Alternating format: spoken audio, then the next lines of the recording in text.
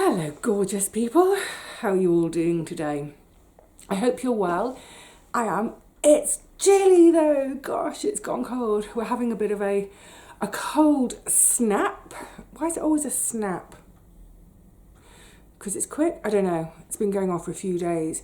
So at the moment, inside the flat, it's about 12 degrees, which is, I think, about 52 Fahrenheit. I mean, that's cold for indoors. But have no fear. I have in my lap, I've got my blanket. Obviously, I've got my lovely snuggly hoodie, wrist warmers underneath. I've got a cardigan, 2 thermal tops and a vest. I haven't got a hat on at the moment, partly because when I put a hat on, it kind of muffles my ears and it's really, I get a really weird feedback when I'm talking out loud that's beyond annoying for being on camera. But yeah, when I'm off camera, my hat will go back on. But more than anything, it's my gorgeous Nikki bottle, my hot water bottle for Christmas from Nikki. And the cover is so soft and snuggly. Oh, love it. So that's what I do most days. If I'm at home, sitting down and sitting still, doing my work, hearty bot on my lap, blanket over the top, wrap myself in, and, you know, it's doable. It's doable, but goodness me. I don't know how long. I think in about a week's time, we're due to have our temperatures climbing a bit. What's lovely today, you can tell from the light here, can't you? It's the sunshine. The sun is shining today. Very little clouds, just wispy clouds. So the sun is getting in here. And the longer, excuse me, the longer the sun is on my south-facing front window, it will gradually increase the temperature in the room. But this light on the side of my face, that's where the sun is hitting the bottom of the kitchen door, which is white, and is reflecting up. It's beautiful light.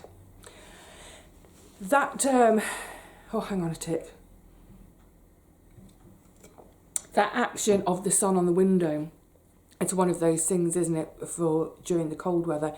Yes, get those curtains pulled at dusk as the light starts to disappear. Trap any heat in. But during the day when the sun is out, get those curtains spread wide. Let that sun come in and let that action of the sun on the window make it a little greenhouse and warm up. Right, what are we chatting about today? Sorry, I lost my train of thought for a minute. I'm going to pull from the basket of chat. Yay! I was mentioning this in a previous video, how every now and again, if I've got something I think, oh, I want to talk about that in a video, it'll get jotted on a scrap of paper and dropped in the basket of random chair chat. So I thought, yeah, we'll have a dive in. Oh, that's the first, no. That can wait. Actually, let's just get all my bits of paper out. Pop them there. Also, talking of chilly weather, I had a lovely parcel arrived from Sally. And just to say, she said, this has ended up being a Happy New Year gift because she said she didn't quite have time to finish them before Christmas. I don't care, Sally. It's worth the wait because our gorgeous Sally has sent me, look at those hand knitted socks. Oh, they're beautiful. I love all the colours in them. I opened it and I immediately thought of a sweet shop with jars and jars of different coloured sweets. All my hand knitted socks get a nickname, so I'm going to call these Sweeties. Oh, they're lovely. And I always huge admiration for hand knitters when they turn the heel. It's gorgeous. It's the simple thing. You know what? It really is the simple things in life, isn't it? Books, hand knitted socks, a hot water bottle, friends. We don't need much more than that, do we? Well, I don't. So, Sally, thank you so much. I absolutely adore them. I wanted to put them on as soon as I opened the parcel, but then I thought, no, I want to share them with folk. So I will share before I wear. Now I can wear them. Lovely. lovely, lovely yarns in there. I'm just looking really close up. Look at these yarns that are changing colour. Oh, God. What a great way as well to use up odds and sods of your yarns. My grandma, God love her, and that's... I miss my grandma's socks. My grandma used to knit. She almost always had a pair of socks on the go, as well as other knitting projects, because that's how she used up her random bits of yarn. I still have one last pair of grandma socks, which I don't wear because I don't want to wear them out, but I want to have them so I can sort of look at them and coddle them. Gorgeous. Sally, thank you so much. Yay. Now, okay, first things first. That's a bit of a stupid phrase, isn't it? Where's that come from? We never get to the end and say, last things last, do we? We might say, I might at the end of this video say, and now lastly, but I've never ever heard anyone say last things last. Where did first things first come from? No idea. I'm sure one of you will know. I love all those idioms of the English language, all our phrases, and so many of these phrases we can trace them back to, this links, this is an accidental link. I was going to say trace them back to our maritime history. Now, speaking of maritime history, and this book that I've referred to, and I mustn't, can you make that out up there? It's my little shrew bookmark from Katie, can you see that? My little ceramic shrew bookmark. I'll put that back in a minute from Katie. I love that. But yeah, I've mentioned this book numerous times now. Shaken Houses, Nan. God. The other day I was reading about Nan Shepherd, Tom and Nan Collis. I'm a bit doolally today. Maybe I need to get out. Anyway, I was thoroughly delighted a few nights ago to stumble on a programme that I didn't know had been made. It's on the hub, it's on one of the online hubs, and then I looked and I saw that there are more episodes, and I'm so giddy with excitement because the first one I watched I loved. It is a series called Lighthouses, Building the Impossible. How was that a segue from the other thing? I don't know. Trains of thought. Yeah, Lighthouses, Building the Impossible. It's a show presented by Rob Bell, he does a lot of programmes about sort of engineering history. Does he do abandoned engineering? I'm not sure. But yeah, he's our engineering guy. So quite often if I see a programme that's got Rob Bell, I think, okay, I'll have a little look at this. Oh, what a treat. The episode I watched was all about Wolf Rock, which is the lighthouse just off the toe of the UK, just off Penzance. If you don't know your UK geography too well, we picture the UK as a witch, and that's her toe dipping into the Atlantic. Wolf Rock is just off there.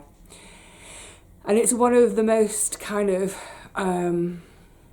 not feared is the wrong word, but yeah, the lighthouse keepers, it was sort of the dreaded one to go to because for no other reason than landing on the rock, done from a boat, on a boatswain line, up to a sort of crane sticking out of the window of the lighthouse, being winched up in a boatswain's chair, which is basically a couple of ropes, one under your bum, one around your back, being winched up, the boat's moving in the swell, the rope's moving, the person being winched up gets dunked in the water, smashed against the lighthouse. Terrifying. What a great programme. One of the things I loved about it, apart from anything else, was the fact that almost every shot has got the sea in it, whether it's just a sneaky peek of the sea in the background or a full-on image of this amazing, amazing piece of engineering just above the waterline. I mean, only just, but with waves topping it. I wrote this one down, 41 metres. It stands at 41 metres tall. I don't know if that's the original height or if that also includes, because there's now a helipad on the top. They don't ever now do transfers onto the lighthouse by boat. It's considered far too dangerous. Brave men, these lighthouse keepers. Brave men. Brave physically, but also to put up with that mental thing of being stuck out there. You know, for 2 months, it's transfer day. Oh, the weather's too bad. We're not transferring you off. Crazy. So yeah, anyway, 41 metres tall with waves topping it. Sorry, 41 did I say feet or metres? 41 metres. Times that by 3 and a bit, 120. So 100, maybe 140 feet, 150 feet tall, waves topping it. I mean, I find that hard to imagine. But yeah, really beautiful, gorgeous photography, cinematography, videography, filming of the sea, just the sea. There were some overhead images. So the lighthouse becomes a sort of a small dot in the middle of the screen, this sort of blue-grey sea around, and then white, just this white of sea spume, that spray, that foam, that spume, that broiling mess of sea. And it's a real cruel trick of nature, because you look at that and it looks gorgeous. It looks soft, it looks inviting, it looks like, oh, I want to get in that and play. Do you want to die? Get out, get away. But yeah, gorgeous imagery. Both full on of the lighthouse with the waves crashing, but also little other moments of glimpses. They had a few pundits on, including, I've put it here now, including Tom Nancollis was one of the talking head pundits. And it was really nice to put a face and a voice to the writer. Sometimes that doesn't work out. You see a face and a voice and think, oh no, that's not what I imagined. It doesn't go with the words I read. I wish I hadn't seen that. But yeah, he goes with his words. So that was lovely. Yeah, let's not spend too long on this one. I did love it. Oh, there's this gorgeous moment when Rob Bell, the presenter, he's transferred. Now he didn't actually land on Wolf Rock. All of his reportage was from a boat bobbing, and they've got Wolf Rock in the background, and he's in his boat doing his report. Oh. So he's transferred. He's at one of the lighthouses on the mainland. I think it was one of the Cornwall ones. And he gets to go right up inside the lens. So the lens is huge. And he gets put on lens cleaning duty. The lenses are stunning. These are Fresnel lenses where it's hard to explain almost, but it's almost like the glass has been concertinaed. So it's like, it basically sort of doubles, does it double the refraction? It sends the beam further. Lovely word, Fresnel. Any of you involved in theatre may know the word Fresnel, because there's a whole range of lights that are used that are called Fresnels, and it's based on the lens in the light. The theatrical light, it has a lens, it's a Fresnel lens, so it's called a Fresnel. Anyway, he was up inside cleaning it. Oh gosh, sorry, I just spat then, sorry. And one gets a sense of the scale of this lens, the thickness of the glass, but also it's just a really beautiful object. I think it's over 100 years old, that lens. Gorgeous. So yeah, I highly recommend having a watch. I wrote some details down if any of you want to watch, because it's one of a series. They've also got, my my hot water bottle. That's for sound effects of the sea. No, it's just going to make me feel queasy. They also have, for instance, an episode on Fastnet, an episode on Eddystone, and an episode on Bell Rock. Can't wait to watch them all, because they're all some of the lighthouses that are featured in his book. If you want to have a look, it's the My 5 hub. It's the Channel 5 hub, basically. Channel 5 do a lot of documentaries, more so than dramas. And it's, to look it up online, it's capital M, small y, as in mine, and then no space 5. So MY5.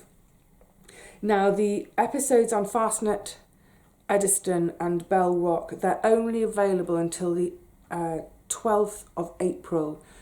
So if you want to watch them, get a wriggle on and watch them, because it's happened to me in the past. I've seen something and I thought, oh yeah, I'll watch that at some point. And it ends up being 6 months later, I finally have time. And it's no longer available. But yeah, I would definitely recommend, what's the actual title of the show? Lighthouses, Building the Impossible.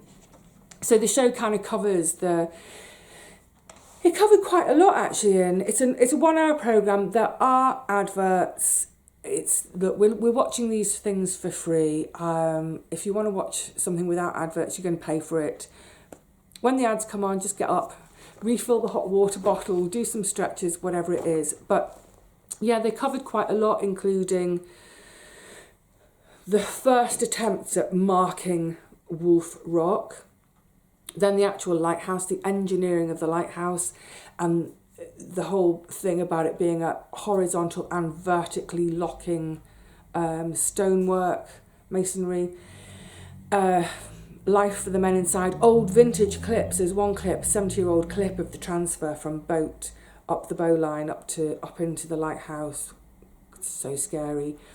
A little bit also about the shipwrecks of the area and the whole reason we have our lighthouses, our beautiful, precious lighthouses.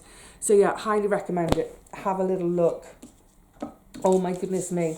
Oh yeah, oh my goodness, quite a lot of telly stuff today. That's all right. Look, it's winter. I think the thing about winter for me is it's a time when, yes, there is going to be more reading. I'm loving my books at the moment. And perhaps a little bit more TV viewing. You know, I think we're more likely to end our day a bit earlier in the winter, aren't we? Certainly by 10 o'clock I'm done. Whereas in the summer, I think, especially when the days are light until sort of like 9:30, I'm still really energised and, keep going. But yeah, by 10 o'clock, it's time to curl up with a hot water bottle, blanket, book, or a bit of viewing. Free viewing. So one of the other things there's been quite a lot of this winter, I've binged a bit, loads of Agatha Christie. I don't know, I wouldn't really watch it much else around the rest of the year, but yeah, quite a bit. I noticed in the week between Christmas and New Year, I didn't watch them, there were four versions of Murder on the Orient Express on TV. There was the David Suchet, the Kenneth Branagh, the Peter Ustinov, and who's the last one? Albert Finney? David Suchet, he is Poirot, hands down. I haven't seen any of the Kenneth Branagh.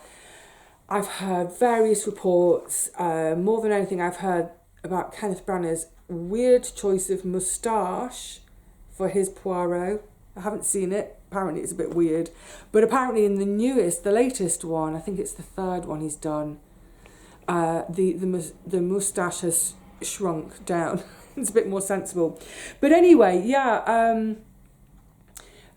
lots of old episodes. So David Suchet, he's my Poirot.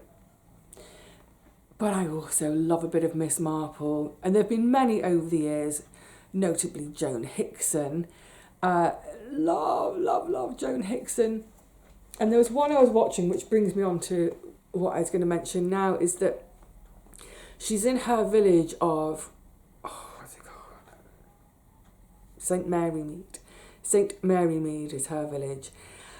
And I can't remember which one it was I watched, but it's the premise that everyone in the village, it's all twitching curtains. Everyone knows everyone else's business, and there are no secrets. There's lots of gossip and speculation.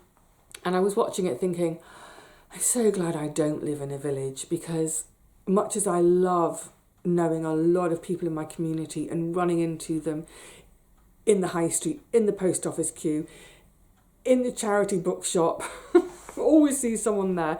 I just don't like the idea of everybody knowing all my business. I quite like the idea of the anonymity one can have by living in a city. And then it occurred to me that the allotment is very like a village. It's a really eclectic mix of people, all ages, all sorts of different occupations, some retired, some out of work, whatever it is. So it's a real mixed bag of people, as one might find in a village. And we all sort of know each other. Most folk I know by name. The couple of newer people who I talk to loads, I've forgotten their names. You know that thing when you first meet someone and you say, oh, hi, I'm Vivi, and, you know, that's by way of me saying to them, tell me your name, and you exchange names. And then months go by and you chat breezily, happily together, and the chat becomes a bit more intimate, a bit more personal, and it's lovely. And before you know it, you feel like, oh, we're quite good friends now. But I've forgotten your name. I've forgotten your name from that first day. And now I'm in too deep to ask you your name. There's one woman in particular I really like, and we spend a lot of time together and a lot of time chatting. I don't know what, I haven't got a clue. Recently I saw, well, he's kind of like the old secretary now. And I said, have you got a list of, because we used to have on the gate, we used to have a list of all the plot numbers and the person's name next to it. We don't have that anymore. And it's like, can you put one up? Because, yeah, I don't know her name. Anyway, the point is, we're all pretty familiar with each other on the allotment, as if it was a village. We at least know each other. We all know each other by sight. That's a bare minimum. But it was reminding me of when I first got my plot. Excuse me, I'm going to have another guzzle. I feel like I've had this cold forever. It's obviously a new one. I just keep getting cold after cold. It's no bother. It's fine. That went down the wrong way. When I first joined the allotment site, I joined with my friend Sarah. We had both put our names down for plots because she lives up the hill a ways. And she's just over the borough line, so she's in a different borough. So we said, well, we'll both put our names down in our two separate boroughs, and whoever's borough comes up with a plot first, we'll share it. And I think the idea was maybe that then we can at least share one plot, and then when another plot comes up, we can each have our separate plots in our separate boroughs. Anyway, so the plot came up in my borough. Yay! So, we start tending the plot, and we both go down there together. That in the sort of the first 6 months or so, we almost always worked the plot together at the same time.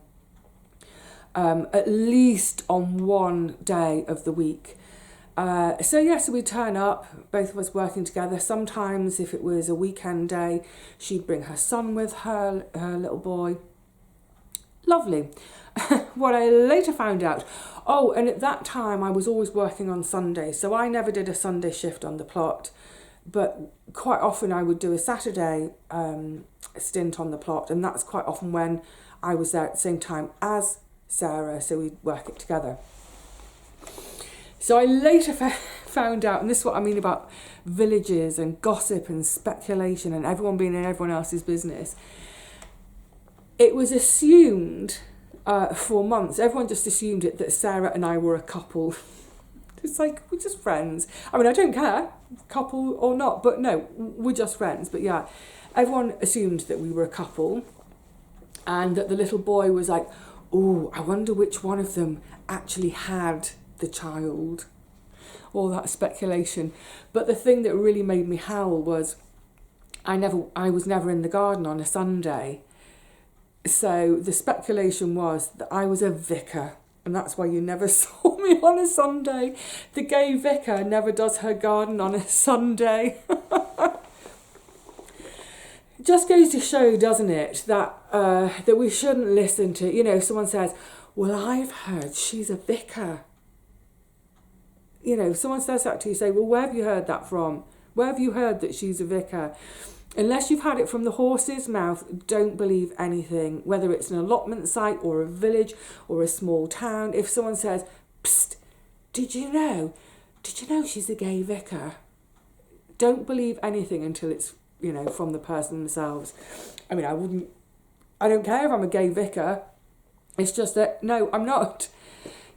Talk to me, get to know me, don't listen to gossip. Anyway, it was that little moment of throwback when I was watching an episode of Miss Marple, and I just had that flashback to finding out. I don't know, I think we'd been on the plot, oh gosh, maybe a year or so by then, and we'd started to really make friends with people and actually they got to know us individually and find out that, no, I'm not a gay vicar. But yeah, I'll never forget, I laughed my head off when I found out that that's what people have been speculating. A vicar. I'd be kicked out. Anyway, oh yeah, the other thing on the word of Agatha Christie. Oh yeah. I'm just scraps of paper that land in my basket of random chat. There was one thing I watched over Christmas, New Year. It was an adaptation of an Agatha Christie book called Why Didn't They Ask Evans? It's a really curious title, isn't it? It's a great title and a great premise. Why Didn't They Ask Evans? Now, I've seen Why Didn't They Ask Evans a couple of times, different adaptation. I think the ITV adaptations, that the people who make all the Poirot, with the David Suchet Poirot. But this one it was in 3 parts. Each part lasted an hour and a quarter, but they were showing it all back to back. So it's best part of 4 hours. And I saw a trailer for it and I thought, oh, it looks really stylish in terms of the videography, the sort of, all the visuals of it, both costume design, set design, all the outside shots, the actors, the whole thing just looked really cool.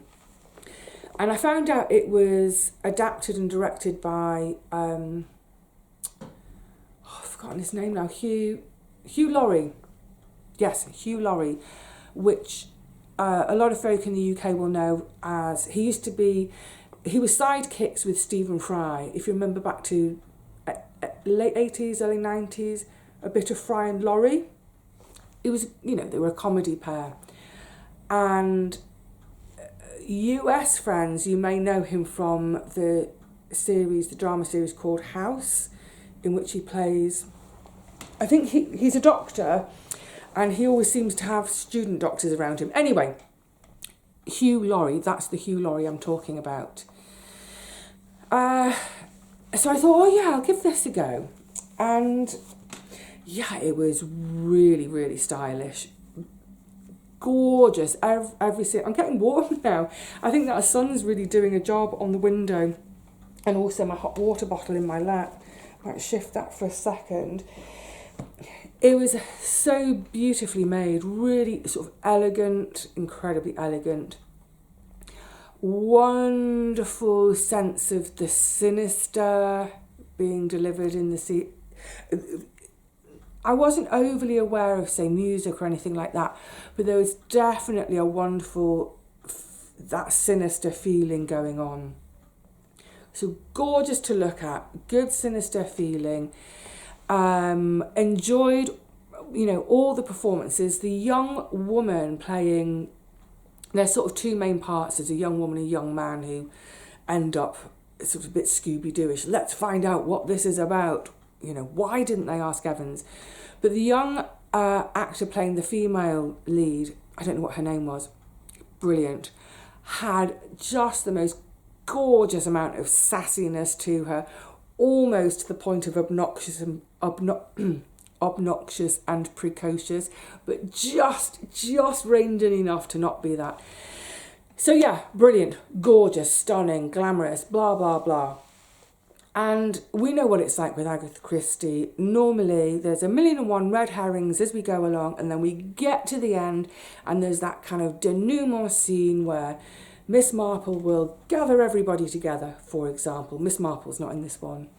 But everyone will be gathered together and will be told who done it and how they done it. Brilliant, lovely, nice round off. So it gets to the end of why didn't they ask Evans? And I remembered from the previous 2 watchings, I remembered what the title meant, but I couldn't remember who had done it. It got to the end of this one, and I just went, what? What happened? I don't get it. Who done it? How did they done it? And then the credits rolled, and I did that. I sat for a couple of minutes. What? So yeah, all that glitters is not gold. It beautifully made, stunningly made, but I don't know what happened at the end. I have no idea. I still don't know. I can't. So I need to watch one of those old previous adaptations, which actually by the end lets us know how it was done and who did it. Yeah.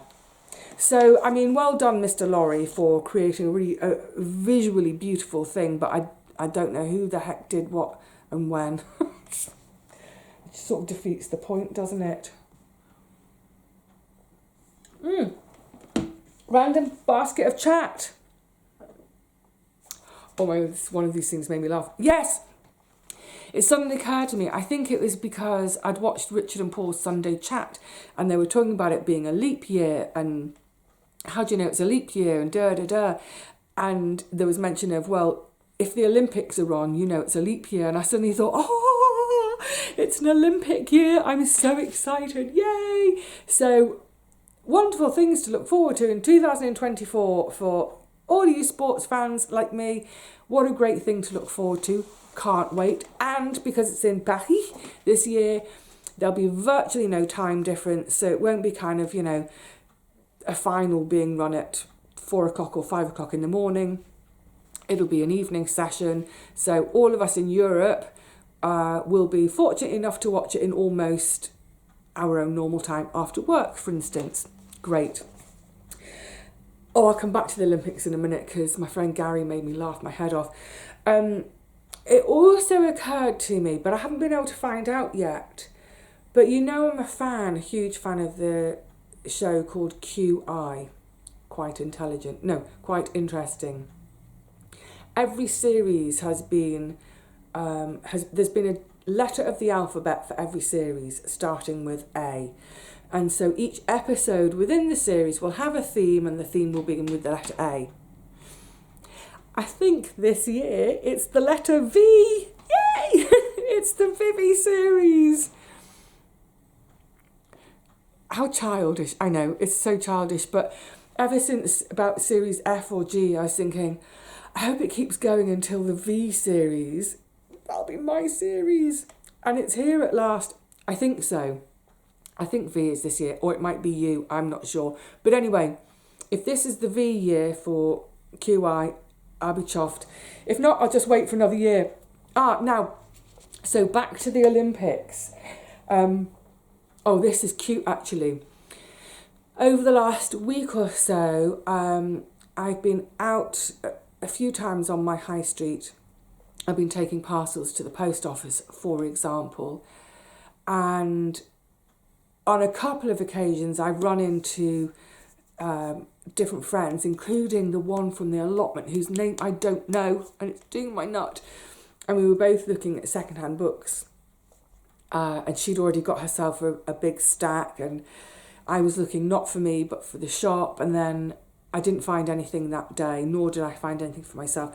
But we had a lovely chat, and she's running a book group, and I mentioned a couple of books I'd read last year that I thought would be suitable for her book group, including the Henrietta Lacks. Anyway, that was a really lovely conversation. And then another day I'd bumped into Gary, and on that day I had found a book. And it was really cute because he was coming up the street, I was going down the street. He just had an appointment and he knew there might be a bit of waiting time for his appointment, so he'd taken a book with him. I was just coming down the hill with a brand new book I'd bought for not a brand new book, secondhand, that I bought for myself. And we were chatting in the street, and he started telling me about the book he was reading at the clinic. And it sounds really good. I want to borrow it after he's finished. And it's another in this series of, the penguins. This is the one I got from me. Hang on a tick. These penguins, the new science penguins. Good old-fashioned orange spine. I'll talk about this in a sec. But he was telling me, I said, that sounds really, really interesting. And it's a sort of history of the planet in a book this size, but it's the entire history of the planet from formation to now. So when did he say? I think he said he was in the Mesolithic period he'd read up to. Anyway, it sounded really interesting. He said, I'll show you. And he's hoiking it out of his bag. And I said, and I've just bought this. So I go into my bag. We've both got backpacks on. So both in the street, getting out of our backpacks, rummaging our bags to find our books, swapping our books in the street, giggling with glee, really pleased about our books. The one I found was Lucy Jones's Losing Eden. Why Our Minds Need the Wild. So this is about neuroscience and ecology. Neuroscience and ecology, brilliant. Anyway, I think after I've read this, I think Gary wants it. I certainly want what he's reading. But I just thought it's so cute. It's what I love about my neighbourhood, that firstly, that there are lovely people here that I count as friends, even if I don't know their name. Lovely people that I count as friends. And I just thought it was one of those pure, delightful moments. Gary and I standing in the street, the pair of us gabbing 10 to the dozen excitedly about books. It's great when you've got a book friend, isn't it? And the pair of us, hoiking our books, swapping books in the street. Oh, I'll show you mine, you show me yours, la la la.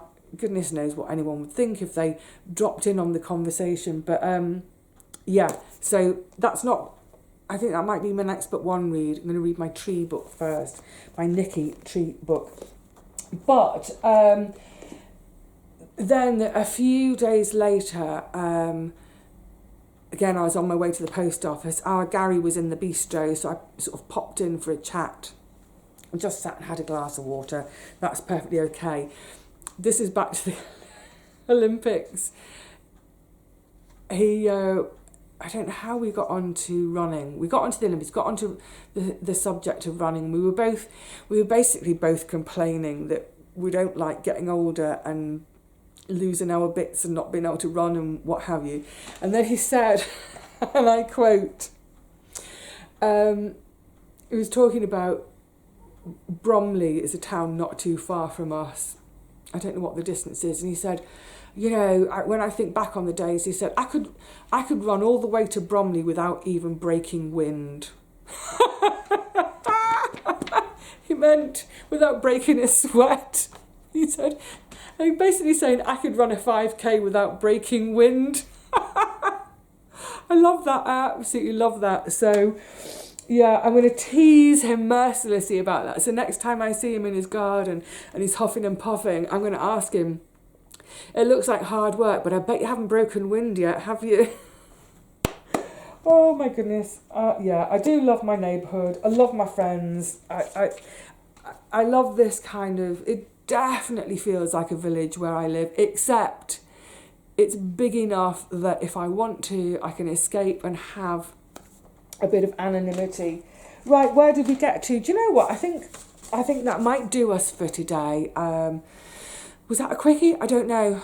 I intended it to be a little bit quicker. But yeah, I'm looking forward to that book. Also, just to say, thank you so much to all the folk who've been dropping in for the book videos.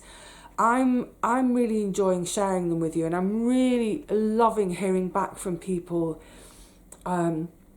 That they have found a copy of the same book, or their library's got it, or that it's something they read last year and they thoroughly enjoyed it. It's lovely getting that kind of sort of two-way conversation going, and loads of you are saying, oh, well, if you liked that, you may like such and such. Huge long list of books to look out for now.